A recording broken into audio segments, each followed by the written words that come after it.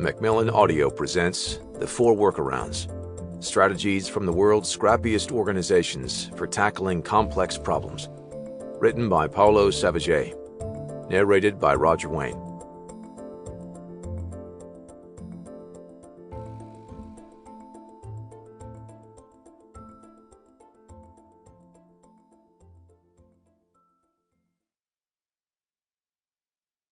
Author's note.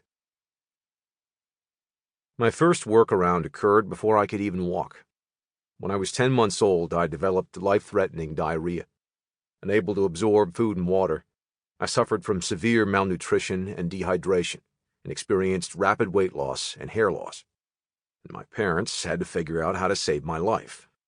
There were 2 ways to treat my condition: formula or breast milk. The problem was that my mother was no longer able to breastfeed me, and where I lived in Brazil, formula was unavailable and breast milk banks were on strike. My family needed a workaround, and fast. Through word of mouth, they located young mothers living in favelas who generously fed me alongside their own babies.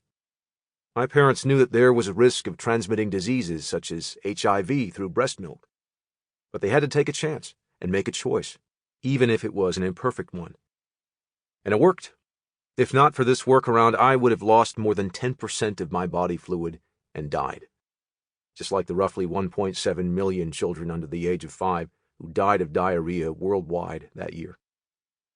The remarkable yet unconventional approach that my parents pursued speaks to a larger issue.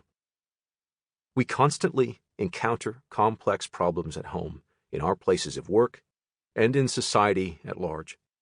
Even if we had all the time and the money in the world, sometimes no good solution can be found. So what should we do, especially when we can't wait?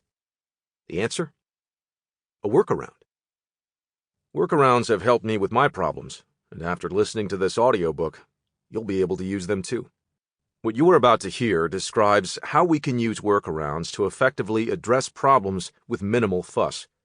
While gracefully circumventing our obstacles, we can explore unconventional alternatives to the status quo in situations that range from everyday problems to some of the world's toughest challenges. Introduction. I didn't plan to study workarounds. I bumped into them as I searched for resourceful ways to tackle complex problems. I'm now an associate professor at the University of Oxford's Department of Engineering Science and Said Business School, working on applied research that focuses on transforming unjust systems. Before I became an academic, my background combined a bundle of seemingly disconnected activities. I pursued paths that combined my excitement for entrepreneurship with my concerns about social and environmental challenges, such as poverty, inequality, and climate change. I co-founded companies and taught executives, engaged with nonprofits, and worked as a consultant to projects in different settings, ranging from high-end offices of large companies and intergovernmental organizations to remote regions in the Amazon and scattered across Brazilian favelas. Consulting gave me the opportunity to peek into realities that were very different from mine.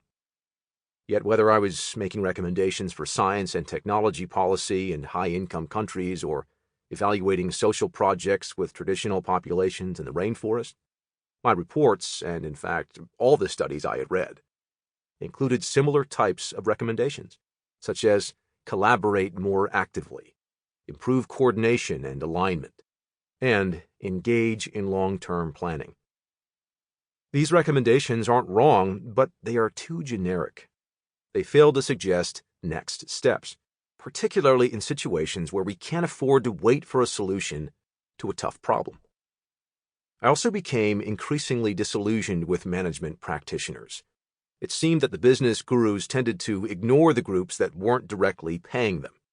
Worse, over the past decade, large companies have been trying to convince nonprofits to be more like them.